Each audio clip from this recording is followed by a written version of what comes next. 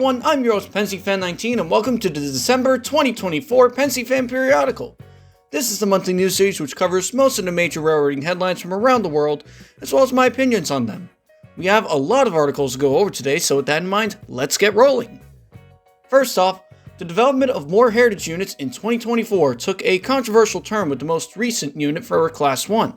This time not for omitting the cab in the final livery, but rather for not choosing the favored livery.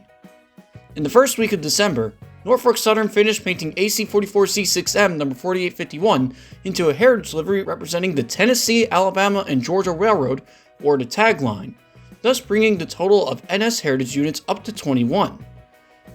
This comes just a few months after CSX announced that they were finished with their first batch of 21 heritage units, so this way NS could have an equal number of heritage units as their rival CSX. Additionally, this is also the first time a heritage livery was applied to an AC44C6M instead of a GEVO or SD70 as these rebuilt Dash 9s are more common and technically newer on the NS roster than either of the two aforementioned engine classes. Although, the decision to choose the tagline to be represented gained the most outcry from rail fans, as NS initially announced that they would release a new heritage unit based on a comment vote in a Facebook post, with Delaware and Hudson being the clear winner based on the Facebook comments, not tag. Even though NS did not give an official explanation for the decision to choose tag over DNH, many rail fans theorized this is either due to NS not having the rights to the DNH trademark, which is supposedly still owned by CPKC, or due to the results of an internal vote among NS employees in addition to the Facebook vote. Even though I also would have preferred the DNH heritage unit due to the railroad being much more well known, as well as NS having much more trackage from the DNH out of the four railroads listed, I still like how the livery came out overall, as it's nice to see how Class 1s such as NS pay tribute and give recognition to some of the smaller railroads that help make up their system. It is unknown as to whether NS will make more heritage units at some point in the future, maybe to keep up with CSX, but be sure to be on the lookout for this fully painted heritage unit on Class 1 rails across the country, as yet another engine to add some color in a sea of black and white. Speaking of which, here's some interesting news. Amtrak repainted one of their Viewliner sleepers in the Phase 7, thus making it the first rolling stock to be given delivery.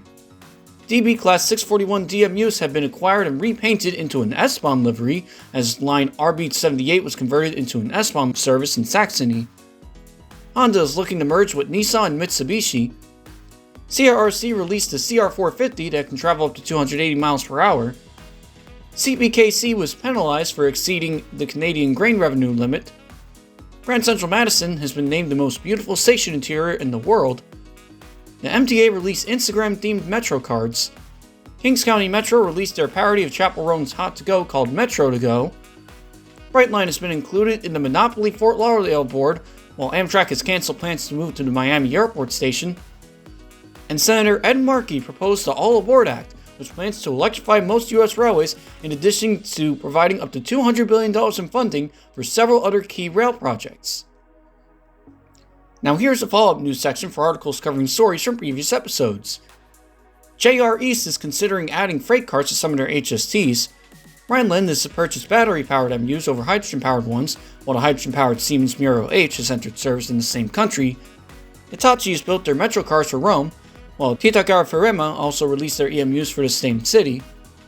CZ's battery-powered MU entered service. GBRF's High Railer Shunter has entered service. Southwestern Railways is the first franchise to be made publicly owned. Ontario Northland has revealed an updated livery for their Siemens Charger set. Stuart, Florida is looking into gaining a Brightline station again.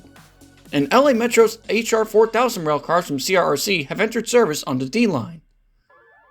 In other news, Ho Chi Minh City has opened their first metro system, along with Thessaloniki in Greece. South Korean Railways started service for their Daejeon line, while Northern Rail has restored service on the Northumberland line. Direct high-speed service has been introduced between Paris and Berlin, while Shanghai has opened the rail link between two of their airports. G&W started the Red Deer Railway in Alberta. The Oregon Rail Heritage Foundation purchased the Oregon Pacific Railroad. David Fink has been appointed as the head of the FRA. A full-length Bluey movie is in the works. Chennai Metro has ordered 70 rail cars from BEML, while Krasnoyarsk released their newest tram design. Stadler has released designs for narrow gauge engines for MBC, RHB, and MG-Bahn, while LTG is to purchase more Euroduals from the same company. Softronics is to convert existing electric engines to run on battery power. CRRC built driverless trains for Chongqing's monorail, along with Xiamen Metro, which entered service. Novomo and Caltrain are to place a self-driving wagon into service. The EP3D EMU has entered service for Uzbekistan Railways, along with the Skoda 4-City Smart 41T for Bonn. The long-awaited NSWD set has entered service on Sydney trains. CD has repainted one of their Vectrons into a Christmas livery, while Bombardier Trax was painted in honor of Lady Pink Cecilia. Tenrod sent their TSR EMUs to be scrapped. CSX SD70 Mac number 4270 has been painted in honor of the One CSX program. Alberni Pacific number 7 has returned to service. And Northeast Rail Heritage Group acquired AEM7 number 927, where the engine will be cosmetically and operationally restored. Also, happy 25th anniversary to UTA Light Rail, happy 20th anniversary to TILO, and happy slightly belated 20th anniversary to the Polar Express. After all that, it is now time for this month's Meme of the Month. This month's Meme of the Month is Tag Vote Overload. And now, the top story of the December 2024 Pensyfan Periodical is Via Rail releases renders for new long-distance fleet. As a massive update in the long-distance fleet replacement process, Via Rail Canada released an RFQ along with initial concept art for their new fleet of coaches that will replace the venerable Bud coaches dating back to the 1950s, in service on practically every Via line outside of the corridor. Although the final design could change depending on which builder is selected, the initial concept art still gives a general idea as to what the coaches are supposed to look like, with interior renderings also being released yet equally subject to change. The most notable detail of this series of renderings is the unofficial return of the dome car, in which a smaller dome lounge hasn't been offered anywhere since the 1950s, but is now integrated into the top of the coach. Another key design includes extended top windows that curve around the roof of each coach, similar to the dome lounge of Amtrak Superliners, so this way each coach has a greater view of its surroundings, with some top windows even including curtains to control lighting in the coach. Based on the overall shape of the livery, I predict that Siemens will be given the contract to build these coaches and/or engines mentioned in the RFQ, seeing that these designs already look just like the Siemens Venture Coach, and that Via Rail already has experience with Siemens equipment with their Charger and Venture Coach sets on the corridor. Even though I feel the livery is decent with the coaches being mostly gray, this could be done to pay tribute to the cars that they're replacing, as well as possibly having some fluting towards the bottom, in addition to the iconic Canadian maple leaf. Overall, I for one absolutely love the overall design of these coaches, as it previews a new and luxurious era of long-distance passenger equipment that pays tribute to its heritage while being stylish and luxurious by offering the greatest views for passengers.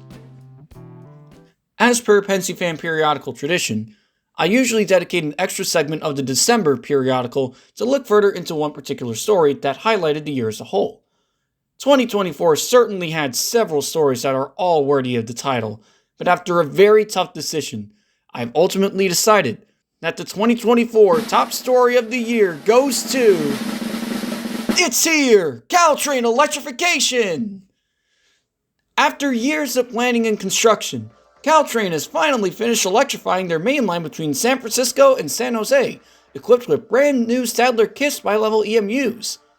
Before I go into this further, many of you might be wondering, why was Brightline West's groundbreaking not the top story of the year, along with BLW choosing the AP220? Even though I was considering this as a top story, it barely made the runner-up spot, since it marks the start of one process in an ongoing project, whereas Caltrain marks the end and opening of a much more discussed project, as well as its subsequent effects. This electrification project, also known as CalMod, was done to coincide with the proposed branch of California High-Speed Rail to reach San Francisco in the future, as this is also the first mainline electrification project since the Northeast Corridor between Boston and New Haven 25 years ago, and an even longer amount of time since the commuter railroad put up the wires. Upon their entry into service on August 10th, the Stadler KISS EMUs are now the sole power for service between San Jose and San Francisco, as they offer much quicker acceleration, shorter travel times, and zero emissions due to being powered by overhead electric wires, with electricity being generated by the power plant instead of batteries or hydrogen. This in turn also resulted in two-car diesel shuttle service between Gilroy and San Jose, with this segment of the line eventually receiving dual-mode battery powertrain sets for one-seat rides from Gilroy to San Fran, due to Union Pacific not allowing overhead wires on this segment due to interference with double-stack container trains.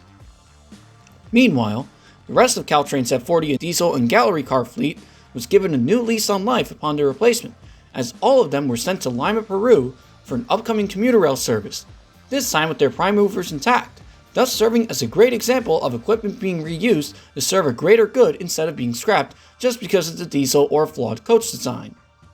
Transit advocates and urban planners are overjoyed with this news, as it brings forth a much faster and cleaner service to the Bay Area, and although some rail fans are sad to see the older equipment be replaced by EMUs, it still brings forth a substantial change in service that will encourage more people to take the train, and to work on similar public transit and electrification projects around the world, thus beginning a long-awaited brand new chapter in Bay Area and American railroading. Thank you everyone for watching this month's episode of the Pensyfan Periodical. There have been a lot of rail news headlines for the month, and it will be very interesting to see what the future has in store for all these articles. Thank you again for watching, and if you enjoyed the video, don't forget to like and subscribe for more. Have a good day.